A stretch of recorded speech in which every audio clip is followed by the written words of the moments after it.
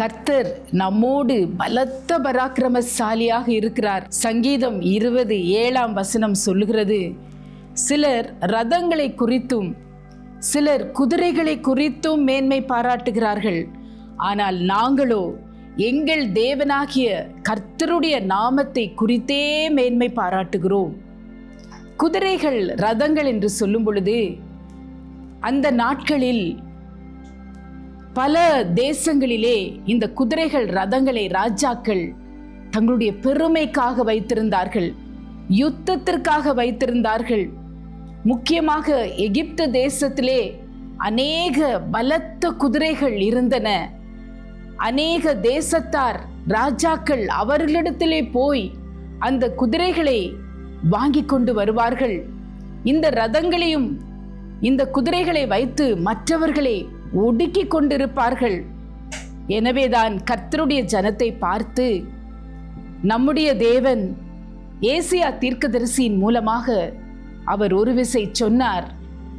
31ஆம் அதிகாரம் 1 நீங்கள் சகாயம் அடையும்படி இஸ்ரவேலருடைய பரிசுத்தரை நோக்காமல் கர்த்தரை தேடாமல் எகிப்துக்கு நீங்கள் போக வேண்டாம், அந்த குதிரைகள் மேல் நீங்கள் நம்பிக்கை வைக்க வேண்டாம், அந்த ரதங்கள் மேல் அவைகள் அநேகமாய் இருக்கிறதே என்று சொல்லி அவைகளை நீங்கள் நாடி தேடி போவீர்கள் என்றால் உங்களுக்கு ஐயோ என்று அவர் பேசியிருக்கிறார்.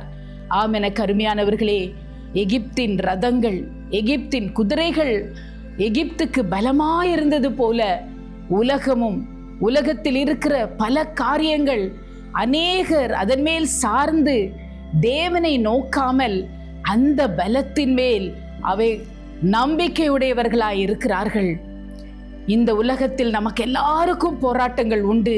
ஆனால் அவைகளை மேற்கொள்வதற்காக போராடுவது, சண்டை போடுவது, கோபப்படுவது, பயங்கரமான சாபம் விடுவது, பில்லி சூனிய வல்லமைகளை பயன்படுத்துவது, இதுதான் எகிப்தின் குதிரைகளின் வல்லமையாய் காணப்படுகிறது.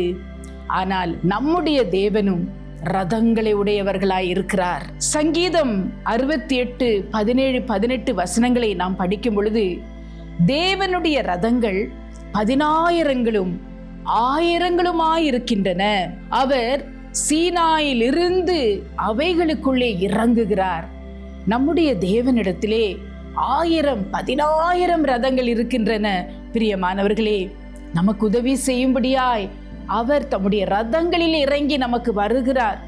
எசேக்கியேல் தீர்க்கதரிசியின் புஸ்தகம் 1 அதிகாரத்திலே நாம் படிக்கும் பொழுது தேவனுடைய ரதங்களை குறித்து ஒரு வர்ணிப்பு இருக்கிறது. 15 முதல் 17 வரை நாம் படித்து பார்ப்போம் என்றால், அந்த ரதங்களுடைய சக்கரங்கள் அவ்வளவு பெரிதாயிருந்தன. அவைகள் கண்கள் நிறைந்த சக்கரங்களாய் காணப்பட்டன. ஏன் தேவன் அப்படிப்பட்ட ரதங்களை பயன்படுத்துகிறார்? ஒரு சக்கரத்துக்குள்ளே இன்னொரு சக்கரம் இருந்தது. அது எந்த திசை வேண்டுமென்றாலும் திரும்பும் என்று கர்த்தருடைய வசனம் சொல்லுகிறது.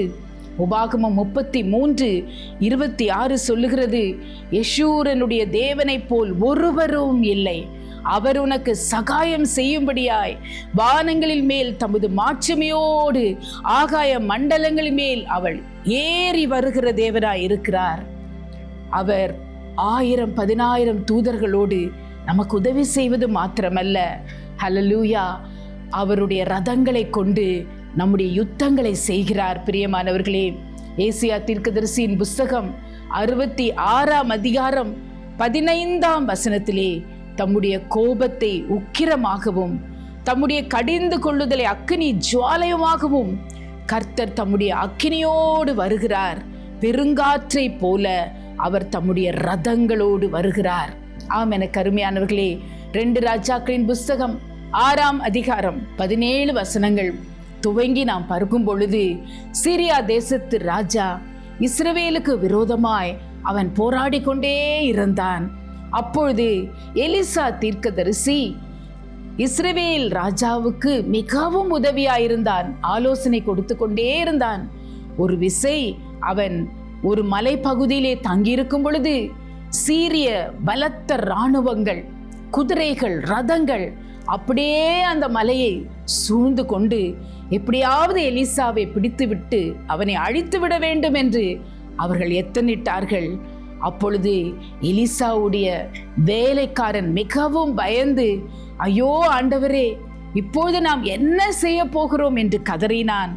அப்பொழுது தேவன் அவனுடைய கண்களை திறந்தார். அந்த மலை முழுவதும் அக்கினிமயமான குதிரைகள், அக்கினிமயமான ரதங்கள் நிற்பதை அவன் கண்டு ஆச்சரியப்பட்டான். எலிசா அவனை தைரியப்படுத்தி சொன்னார், நம்மோடு கூட தான் அதிகமான நபர்கள் இருக்கிறார்கள், நம்மோடு கூட அதிகமானவர்கள் இருக்கிறார்கள், அவர்களை காட்டிலும் நம்மோடு கூட இருக்கிறவர்கள் அதிகம் என்று அவனை தைரியப்படுத்தி, பிரியமானவர்களே, அவர்களும் திசை திரும்பி வேறு வழியாய் போய்விட்டார்கள் என்று வசனம் சொல்லுகிறது. உபாகமம் 20:1, நீ உன் சத்துருக்களுக்கு எதிராக யுத்தம் செய்ய புறப்பட்டு போகும் பொழுது குதிரைகளையும் ரதங்களையும் உன்னிலும் பெரிய கூட்டமான ஜனங்களையும் கண்டு அவர்களுக்கு நீ பயப்பட வேண்டாம். உன்னை எகிப்து தேசத்திலிருந்து புறப்பட பண்ணின உன் தேவனாகிய கர்த்தர் உன்னோடு கூட இருக்கிறார். பிரியமான கர்த்தருடைய பிள்ளைகளே, நீங்கள் எந்த சூழ்நிலையில இருந்தாலும், எந்த ஆபத்துக்குள்ளே இருந்தாலும், எந்த நெருக்கத்தில் இருந்தாலும், தேவனுடைய 1000 ரதங்கள் உங்களோடு கூட இருக்கின்றன என்பதை மறந்து போக வேண்டாம். எங்களை மிகவும் அதிகமாக நேசிக்கிற எங்கள் பரலோக தகப்பனே, அப்பா, உம்முடைய 1000 ரதங்கள் எங்களோடு கூட இருப்பதற்காக உமக்கு கூடி ஸ்தோத்திரங்களை எடுக்கிறோம். இந்த நாளிலும் கூட ஒவ்வொருடைய உள்ளத்தில் இருக்கிற பயங்கள் நீங்கி போகட்டும். அப்பா, நான் தனித்து விடப்பட்டிருக்கிறேனே, எனக்கு உதவி செய்ய யாரும் இல்லையே, எனக்கு விரோதமாய் எத்தனையோ காரியங்கள் நடந்து கொண்டே இருக்கிறதே என்று இருதயத்திலே கலக்கத்தோடு பயத்தோடு இருக்கிற ஒவ்வொருவரையும் ஆண்டவரே, இன்றைக்கு நீர் தைரியப்படுத்துவதற்காக உமக்கு கோடி ஸ்தோத்திரங்கள். பிசாசின் வல்லமையை காட்டிலும், பிசாசின் கூட்டங்களை காட்டிலும் எங்களோடு கூட இருக்கிற தேவனுடைய ரதங்கள், தேவனுடைய அக்கினி மயமான குதிரைகள், தேவனுடைய தேவ தூதர்கள் பல மடங்கு அதிகமாயிருப்பதற்காக உமக்கு நன்றி. அந்த ஜெயத்தை நாங்கள் எடுத்துக் கொள்கிறோம். இயேசுவின் நாமத்தில் பிதாவே, ஆமேன், ஆமேன்.